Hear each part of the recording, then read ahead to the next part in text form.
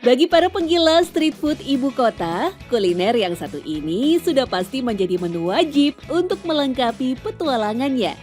Gultik alias gulai tikungan Blok M.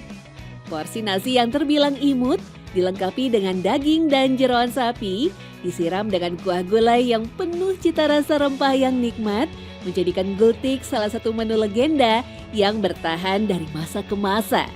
Tetapi kita sedang tidak fokus ke gulai tikungan.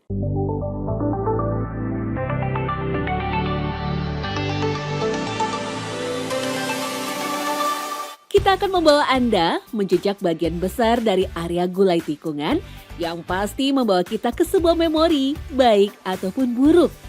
Blok M.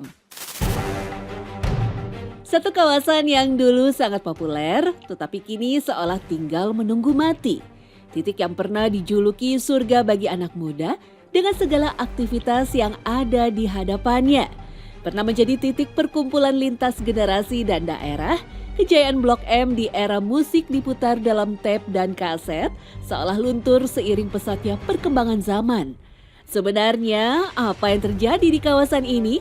Secret Story mengungkap rahasia di balik cerita.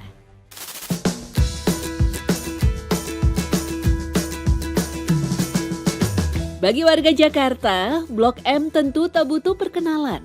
Kawasan yang dulu dikenal sebagai pusat perbelanjaan, hiburan, dan segala jenis wisata kota.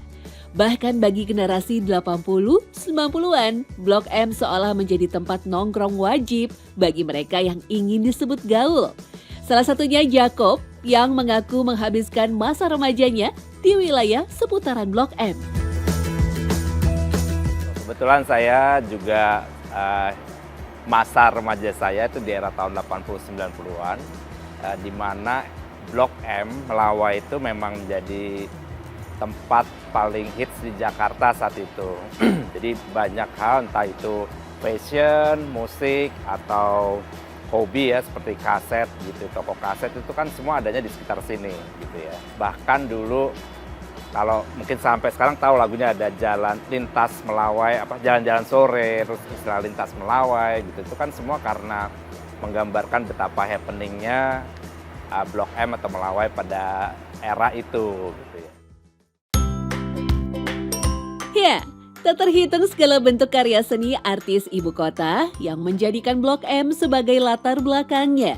Dari film karya Helmi Yahya yang berjudul Blok M, sampai lagu wajib anak disco era 90-an, Jalan Sore, Gubahan Denny Malik. Bisa berada dalam satu frekuensi dan zona dengan para artis tersebut, dianggap sebagai hal yang prestis yang bisa menaikkan gengsi dan status sosial. Nah, ini nih gue pengalaman banget, gue pernah nongkrong sampai nggak pulang ya, bareng itu masih nongkrong bareng-bareng karena dulu kan mungkin artis di sana tuh zaman era-era itu tuh down to earth orangnya. Mereka tuh anak otomotif, dulu tuh di Blok M itu ada namanya perkumpulan mobil ya. Salah satunya mereka di situ itu yang nongkrong adalah Bucek. Nah, jadi dia juga sempet tuh nongkrong di situ. Bahkan sampai dulu ada Karina Swandi. Nah, para cover boy, cover girl, era-era itu yang sekarang mungkin yang gue tahu, yang gue kenal ya itu ada. Gue pernah nongkrong juga bareng sama Doni Damara Putra. Cuman mereka ya udah nongkrong di pinggiran Melawai itu pada nongkrong, pada ya ketawa-ketawa gitu kan. Dan mereka sangat kayak ngerangkul aja gitu. Nggak ada jaraknya gitu sama mereka-mereka. Menurut Jody, kawasan Blok M saat itu benar-benar menjadi surga bagi siapapun. Semua berbaur menjadi satu untuk bersenang-senang. Ada namanya dulu Mall Aldiron di dalam Blok M itu. Aldiron itu adalah yang sekarang jadi Blok M, sebetulnya Blok M Mall ya. Nah, itu di dalamnya itu ada toko kaset. Komplit tuh masjid itu di dalam semuanya toko kaset dan jual-jual baju-baju band. Tetapi jauh dari pamornya di era 80-an, kawasan ini dulunya adalah kebun dan kampung bagi masyarakat di luar kota Batavia. Munculnya Blok M sendiri memang berawal dari era kolonial yang area pemukimannya di Jakarta Pusat saat ini semakin sempit. Meski kawasan ini dirancang oleh Muhammad Susilo, ahli tata kota pertama Indonesia pada tahun 1948, Ide awalnya sudah tercetus sejak 18 tahun sebelumnya. Blok M itu dulu bukan masuk kota Jakarta. Kalau kita perhatikan, kota Jakarta itu dulu berhenti di Bundaran HI. Itu batas kota. Blok M itu sudah luar kota. Ya kan? Jadi dia dibangun sebagai kota mandiri. Makanya kalau kita lihat di Blok M itu lengkap dia. Ada masjid, ada gereja, ada terminal, ada itu mungkin kemudian, tetapi kemudian juga ada permukiman, kemudian ada pasar. Dia menjadi diproyeksikan sebagai sebuah kota mandiri.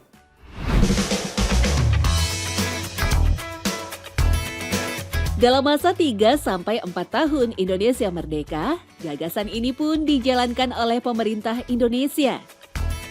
Masuk dalam kawasan Kota Baru Kebayoran, konsep yang diusung adalah mencontoh pada kawasan perumahan di daerah Menteng, Jakarta Pusat. Untuk membangun kawasan ini, tercatat 700.000 pohon dari 26 jenis yang berbeda ditumbangkan.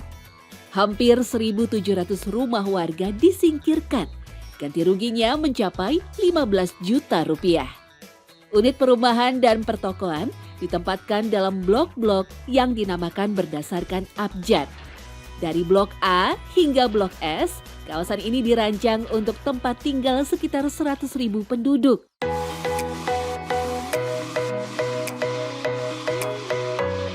Dalam peta Master Plan Rencana Kota Baru Kebayoran tahun 1950, Blok M rencananya akan dibangun menjadi kawasan pertokoan dan diapit perumahan tipe menengah. Sebetulnya rancangannya Pak Susilo itu, Blok M itu tidak dirancang sebagai suatu kawasan elit. Jadi itu sebetulnya dirancang sebagai kawasan untuk kelas menengah.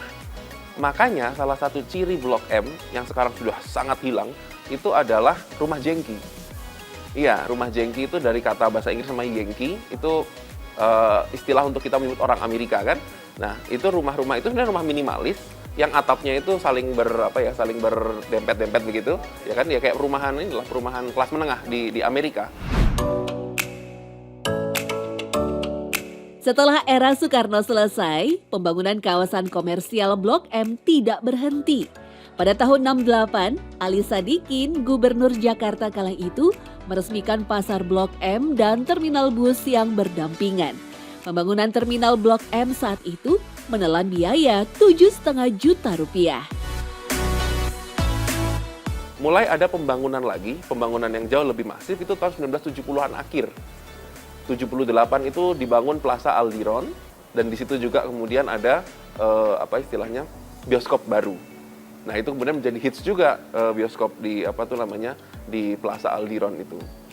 Dan pembangunan Plaza Aldiron itu akhirnya diikuti dengan pembangunan mall-mall lain ya. Ada Mall Blok M, ada Plaza Blok M, dan selanjutnya. Dan inilah yang jadi masa kejayaan bagi anak-anak muda zaman itu yang sekarang sudah dewasa.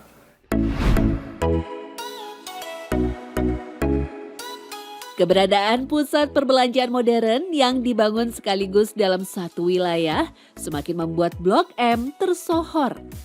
Mall Blok M yang dibangun era 90-an merupakan mall bawah tanah pertama yang ada di Indonesia. Tetapi pembangunan masif itu bukan tanpa kontroversi. Dulu, waktu periode 1990-an, awal 1980-an, itu terjadi bentrokan antara pasar tradisional dan pasar modern. Ya kan? Tetapi menariknya, justru di Blok M itu dibangun salah satu plaza yang sampai sekarang masih ada, Plaza Blok M. Ya kan? Dan itu diresmikan oleh Ibu Tien Soeharto tahun 1991. Ya kan? Jadi ini adalah satu perkembangan. Memang pada tahun 1990-an itu pemerintah Orde Baru itu memproyeksikan Blok M itu sebagai satu kawasan yang high end. Plaza Blok M itu mau dijadikan Plaza Indonesia Jilid 2. Tetapi layaknya kehidupan, semua punya pasang surut. Semua akan mengalaminya, tak terkecuali Blok M. Kawasan yang pernah disebut sebagai metropolisnya Jakarta itu seperti menghilang dari hiruk-pikuk ibu kota mulai tahun 2000-an. Menurut Jacob, salah satu faktornya adalah keamanan. Mulai dari yang kenakalan anak-anak sekolah level SMA, itu kan kita tahu sekarang saya SMA 70 ya, tapi dulu tuh SMA 6 dan SMA 9 dan 11 kalau nggak salah kan. Itu kan berantem terus gitu ya. Makanya itu disatukan jadi SMA 70. Gitu. Nah, lingkungan preman itu betul karena di Terminal Blok M ini pusat dari para perantau yang dari mana-mana, terutama dari Indonesia bagian timur itu kan di sana.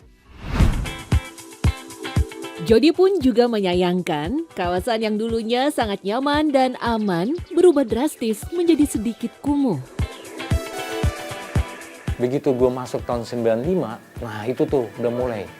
Jadi kalau kita pakai barang apa dipepet, dipalak, itu belum ada namanya. Kalau tawuran udah sering, kalau tawaran pelajar, cuman ya gitu-gitu aja ya kan gitu. Cuman tiba-tiba tuh berubah tuh Blok M. Pemalakan, banyak orang yang drugs itu saat itu era drugs tuh lagi luar biasa ya. Saat itu kayak istilah itu putau lah ya gitu. Nah itu tuh Mas mulai kumuh tuh di situ tuh di tahun-tahun 95-an. Jadi banyak orang kalau kita jalan tuh di dalam Blok M banyak orang yang tidur, yang ada ya gitulah. Patut ditunggu apakah M Block Space yang dibangun 4 tahun silam akan mampu bertahan atau justru akan semakin tergerus zaman. Terlepas dari terang dan redupnya cahaya Blok M, tempat ini punya sejarah yang tak bisa dipandang remeh.